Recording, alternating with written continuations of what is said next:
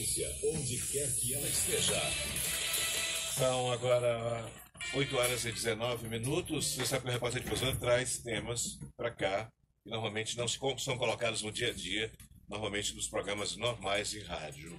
Como o Repórter Difusora é anormal, e a gente está numa fase agora 5.0, o que chamam de fase 5.0 é a fase em que os ouvintes estão cada vez mais, de uma forma muito mais radical, participando do programa. Nosso canal de voz é utilizado direto. Está dando uma canseira para Lucas e Biel Mendes, porque não param de chegar. Hoje foram mais de 30 coisas que ficaram para ser lidas, no caso, pro Duarte. E eu estou recebendo hoje um xará, que é de Paulista, que foi para Teresina e que veio parar no Maranhão, disse que depois que comeu arroz de puxar, foi para a praia, pronto. Robson não voltou mais e pretende ficar aqui. Eu estou aqui com o diretor do ICRIM. Bem-vindo aqui. Eu sei que tua agenda é meio atrapalhada, Robson. Muito obrigado por ter vindo aqui ao repórter. Muito bom dia, Robson Júnior, e a todos os que estão nos acompanhando aqui pela rádio 94.3, Repórter Difusora. Aqui é um programa que a gente já acompanha já há um bom tempo. Tem diversos colegas que estão, inclusive, nos acompanhando agora, e realmente, como um dos jargões, é realmente um show de informações, né? Nós estamos aqui à disposição, dentro do que é possível, para esclarecer temas da criminologia, da criminalística, e também de uma pós-graduação que vamos estar trabalhando junto ao Infor, em perícia relacionada, na verdade, à psicologia jurídica e inteligência forense. Quer dizer, os temas, quer dizer, existe, olha um crime, esse olhar, na verdade, é multidisciplinar, né? Há um quê de psicologia, as próprias perícias. Eu gosto muito, por exemplo, daqueles casos, não é? Arquivados do FBI, eu tenho curiosidade por aquilo. Eu vou começar por aqui. Por exemplo, a história do DNA tirou muita gente da cadeia, gente que já estava no corredor da morte, e tirou muita gente que estava curtindo aquilo lá de fora tranquilo, isso depois de muitos anos. Qual foi o impacto do DNA, Robson, dentro da perícia, isso para o mundo inteiro? Perfeito. Nós aqui no estado do Maranhão, nós temos 7 órgãos periciais. Tem o Instituto Criminalístico, o Instituto Laboratorial de Análise Forense, que é o ILAF, o Instituto de Genética Forense, que é o IGF, o Instituto de Identificação, a Central de Custódia, e o IML, o Instituto Médico Legal. E então nós temos uma diversidade de órgãos periciais. Só que no passado, os exames relacionados à identificação genética, eles eram material coletado pelo perito aqui do Instituto de Criminalística, e o exame era feito fora com parceiros que tinham seu Instituto de Genética em outros estados. Mas já hoje não, hoje nós temos o Instituto de Genética Forense, coordenado pela doutora Cristiane, que tem um papel de alta relevância justamente nesse aclarar dos fatos. Para ter uma ideia, nós, há um tempo recente, nós chegamos a um criminoso, a materialização da autoria através de um DNA que foi coletado na sandália que ficou no local do crime.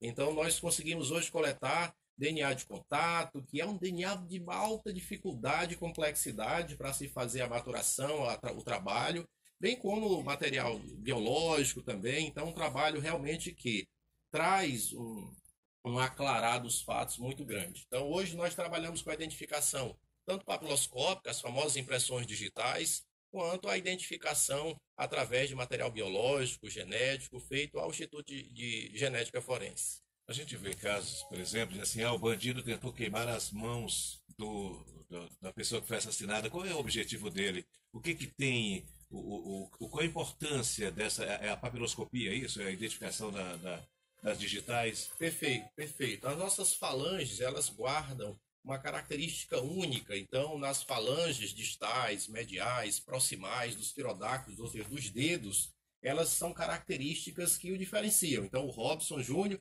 não tem nenhum Robson Júnior nesse mundão de meu Deus. Então, existem características próprias, específicas. No passado, bem distante, nós ainda encontrávamos em local de crime, local chamado de achado de cadáver, algumas situações que haviam sido retiradas as falanges com o objetivo de não identificar. Só que hoje nós temos uma gama de possibilidades de identificar que vão além das falanges.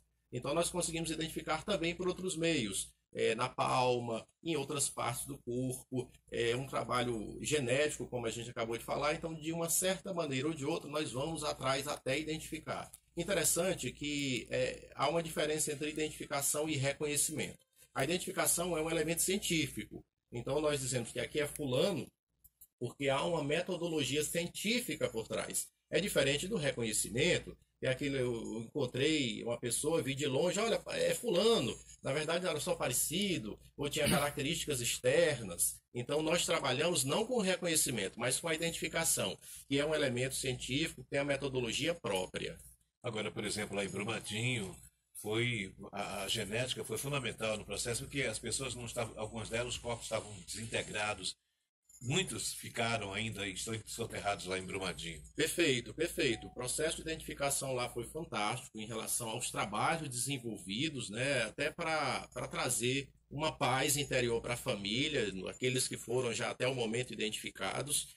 Aqui no estado do Maranhão nós tivemos também um trabalho, a época de um acidente que ocorreu, a época em Alcântara, né, que deve se recordar, onde nós tivemos um trabalho também à época para identificar os corpos que estavam no estágio avançado já, ou pelo menos as partes que foram encontradas e evidenciadas ali, né? E também tivemos um trabalho de identificação no caso dos meninos emasculados, né, que teve uma repercussão nacional e internacional muito grande, e as ossadas, os corpos que ali eram encontrados de crianças, elas foram identificadas e essa identificação também trouxe elementos que chegou até o culpado Francisco das Chagas. Bem, o Robson, ele inicia, inclusive, um novo ciclo de palestras do IFOR, e nesse ciclo, você falar de uma palavra, até me esqueci a palavra... Serendipidade. Serendipidade. Isso. Eu acho que o ouvinte hoje vai pegar uma palavra nova. Eu aprendi uma palavra nova.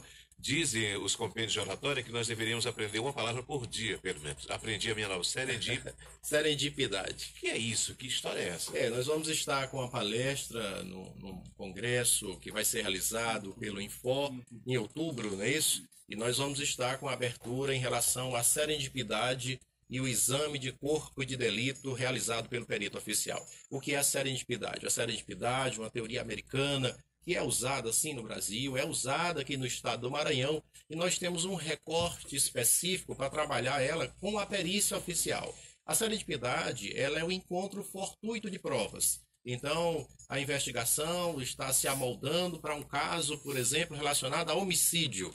E nessa investigação, nós encontramos corpos de delito, ou seja, vestígios relacionados a outro crime. Então, houve um encontro fortuito de provas. Então, outro exemplo, o perito que está de plantão, ele foi chamado para um acidente de tráfego envolvendo vítima fatal. E ele, ao realizar a vistoria no veículo, ele encontra dentro do veículo uma arma de fogo, drogas. Então, foi um encontro fortuito, porque ele foi chamado ao local para um acidente de tráfego. Então, esse encontro fortuito nós chamamos de serendipidade. Na palestra, nós vamos estar trabalhando sobre o que fazer, com a legalidade, o que significa aquela arma de fogo para um processo criminal, o que significa aquela droga, já que ele foi solicitado para um local de acidente de tráfego. Então, serendipidade é esse encontro fortuito de provas. Isso acontece, aí conta-se um pouco, digamos assim, com sorte do próprio perito. Nossa, eu atirei no que vi, acertei no que não vi.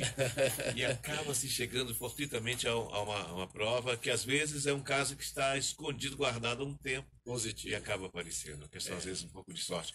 Eu estava falando aqui antes da entrevista, Robson, que a gente tem um pouco de complexo de inferioridade. Eu me lembro que no ano passado, nesse ciclo de entrevistas aqui que o pessoal do Infor traz para a gente, falávamos no caso, quando aconteceu o caso dos meninos emasculados, o Maranhão virou uma referência exatamente no local para perícias especificamente para crianças e adolescentes. Me fala desse trabalho.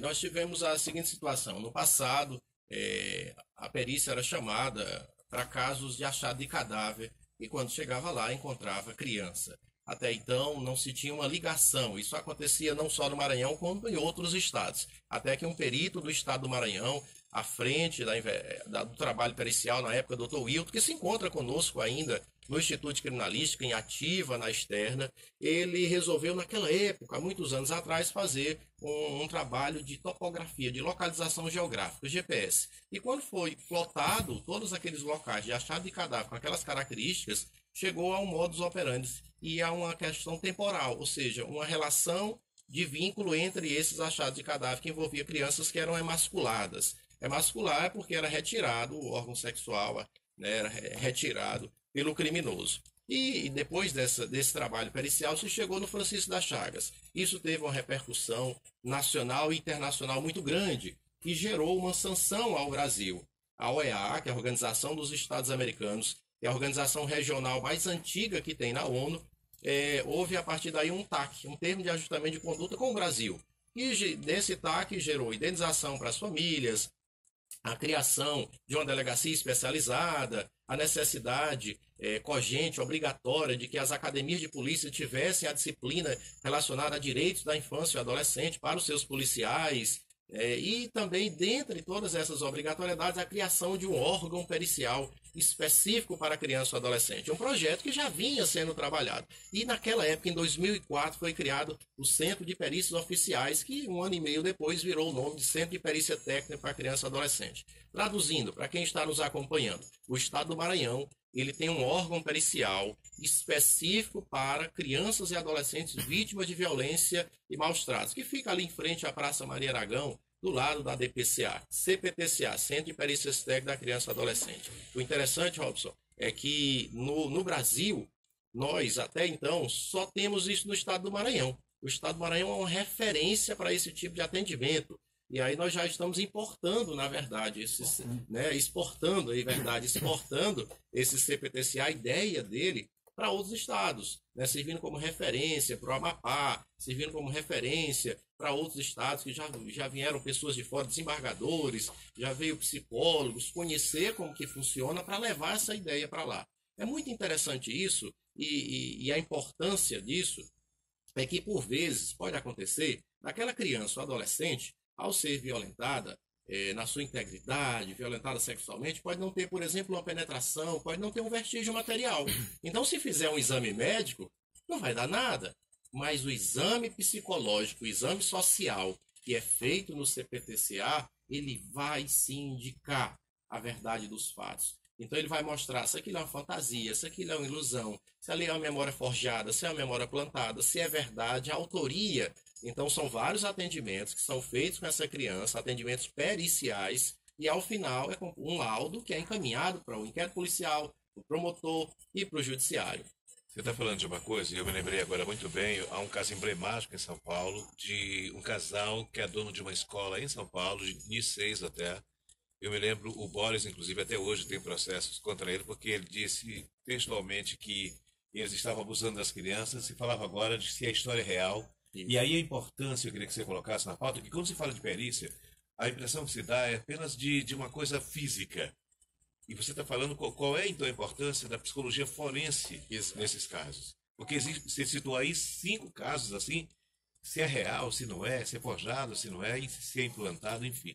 Parece que o caso das crianças lá, depois disseram que não havia essa digamos, a materialização, né? do fato que não havia. Perfeito. É interessante que o nosso Código Penal, o nosso Código de Processo Penal, que é da década de 40, naquela época, com essa base italiana, com essa base francesa, nós utilizávamos uma ideia de vestígios somente materiais. Ou seja, o homicídio tem um vestígio material, que é a morte, a lesão, o acidente de tráfego, que tem uma avaria no veículo, a violência sexual, que tem a efetiva violência, a penetração, a lesão corporal e etc. Mas, na verdade, lá fora, na Argentina, nos Estados Unidos, na Rússia e em diversos outros lugares, na verdade, já se trabalha com vestígios não materiais, os vestígios imateriais, que seriam aqueles vestígios psicológicos, vestígios sociais, que estão relacionados a outras infrações ou a mesma infração pode ter.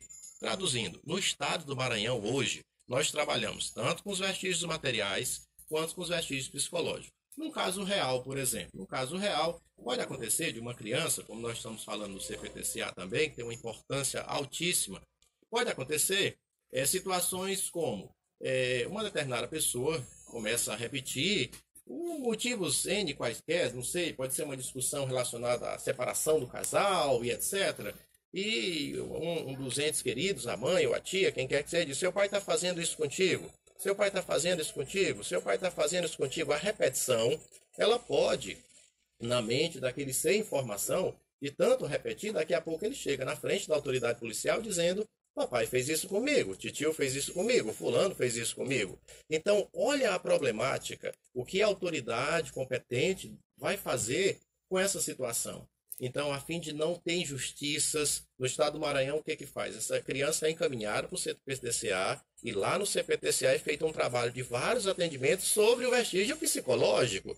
Aí, nesses atendimentos, você vai analisar através de testes psicológicos, psicologia forense, são vários atendimentos. Perguntar, Robson, quantos? É o ritmo da criança. Podem ser 3, podem ser 10, pode ser 20 atendimentos. Mas o mais importante, no final desses atendimentos vai gerar um laudo pericial que segue um procedimento operacional padrão internacional e que vai aclarar se aquilo é memória plantada, memória forjada, se é uma ilusão, se é uma fantasia. Veja que nós também passamos por isso, né? Duarte estava aqui agora há pouco, e no Código de Defesa do Consumidor, inclusive, tem proibições quanto às repetições. Né? Na nossa época, por exemplo, né, Robson, aquele compre batom, né? Compre batom. Então essas repetições, né, ficavam beba Coca-Cola, beba Coca-Cola. E daqui a pouco você está com sede e quer beber Coca-Cola. Né? E essas repetições para uma criança, elas também podem... Subliminar, aquilo vai para o inconsciente de uma forma... E aí, como analisar esses vestígios?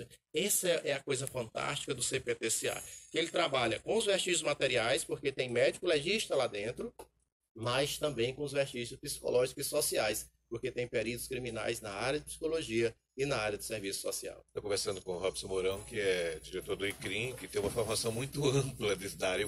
Se eu fosse ler o currículo de Robson aqui, eu ia passar uns 10 minutos aqui no programa. E, Robson, você ministra, inclusive, você é professor em faculdades. Isso. Né?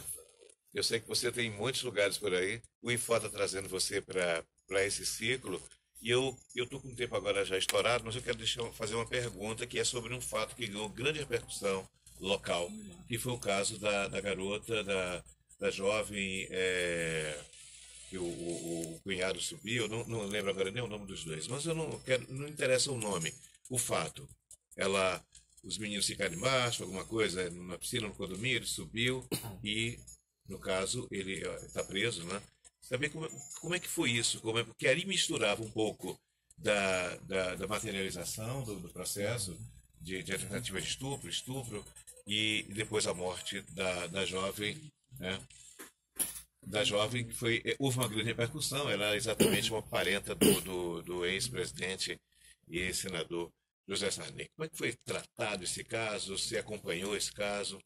Aí no caso, a pergunta é bem pertinente porque envolve não só o Instituto de Criminalística, mas uma gama maior, né, de órgãos. Como eu disse no início, nós temos 7 órgãos periciais. Né, em um caso, nós temos diversos casos. É interessante a população saber que todos os casos são tratados pela perícia oficial de forma equivalente, de forma igual, de forma equânime, independente do poder aquisitivo. Isso. Nós temos situações que, por vezes, não vão para a mídia, por N motivos, mas que todos os órgãos estão envolvidos em aclarar os fatos. E esse caso, por exemplo, envolveu o Instituto de Criminalística, o ICRIM, envolveu o Instituto Médico Legal, envolveu o Instituto de Genética Forense, o Instituto Laboratorial de Análise Forense, todos esses órgãos que estão submetidos à Superintendência de Polícia Técnico-Científica, atual Dr. Miguel Alves. Né? Então, veja que nesse caso específico, nós trabalhamos com uma gama de exames. Então, no primeiro momento, como é que funciona? No primeiro momento, a perícia é acionada, em regra, o Instituto de Criminalística encaminha os seus peritos até o local. Como foi feito? Após esse primeiro atendimento, que é chamado atendimento perfunctório no primeiro momento, aí é feita a coleta de vestígios. Então, nós tivemos imagens que foram analisadas lá no setor de informática forense. Nós tivemos material biológico que foi encaminhado para o ILAF, para o GF. Nós tivemos o exame do Instituto Médico Legal. Então, realmente é um caso de alta complexidade, porque envolve uma análise de diversos vestígios, né? Os resultados, eles apontaram, sim, para aquela ocorrência criminal, para aqueles fatos terem sido, sim, uma questão criminal. É lógico que o processo de judicialização é que vai aclarar a culpa, né? A perícia, ela mostra os fatos, mas o processo de determinação é judicial, lógico, né? Bem, eu fico sempre muito curioso em relação a coisas de perícia e ver como nós estamos bem no Maranhão em relação à perícia. Qual é a avaliação que você faz hoje? Você está à frente do ICRIM, você já estava também numa experiência lá em Teresina, depois veio para cá e permanece por aqui. Isso é bom pela formação que você tem. Qual é hoje o nível da perícia criminal do Maranhão? Perfeito. A perícia como um todo, hoje no estado do Maranhão, é sim uma referência. Nós utilizamos recursos que são recursos internacionais. Por exemplo, o procedimento operacional padrão do IGF, do Instituto de Genética Forense, é um procedimento que segue os protocolos do FBI, o protocolo da Interpol, que é referência para que esse laudo tenha validade internacional. O Instituto Criminalístico utiliza procedimentos também internacionais. Nós temos equipamentos aqui que foram adquiridos para a identificação humana, no Instituto de Identificação, que por enquanto só existe no mundo, só no Brasil, porque nós adquirimos equipamentos que foram produzidos na Flórida para a identificação papiloscópica, que eles estão hoje no Instituto de Identificação, e os primeiros a adquirirem no mundo foi o Brasil e que foi o estado do Maranhão. Né? Então, os peritos do Instituto Criminalístico, eles têm treinamento para manchas de sangue, nós já tivemos treinamentos com colombianos, com pessoas de fora do país, para compreender as mais de 50 manchas de sangue. O que cada uma significa? Nós temos pessoas que são mestres, fizeram mestrado em estrutura de materiais para compreender um acidente de tráfego, se aquela avaria, ela ocorreu de que maneira, o que significa aquele vínculo. Então, sim, como tu falastes, né? Por vezes nós, sem nos apercebermos, temos a síndrome do patinho feio, né? Mas, na verdade, nós temos hoje, sim, uma perícia oficial de referência, servindo como referência. Nós criamos, Robson, o TLC, que é o Tablet em Local de Crime, e que é uma forma de que o perito no local, olha que interessante, nós utilizávamos até então um recurso da década de 70, que era prancheta e papel. Então, no local, o perito estava com prancheta e papel anotando, para depois, no instituto, realmente colocar aquilo no software, digitar e etc. Hoje não.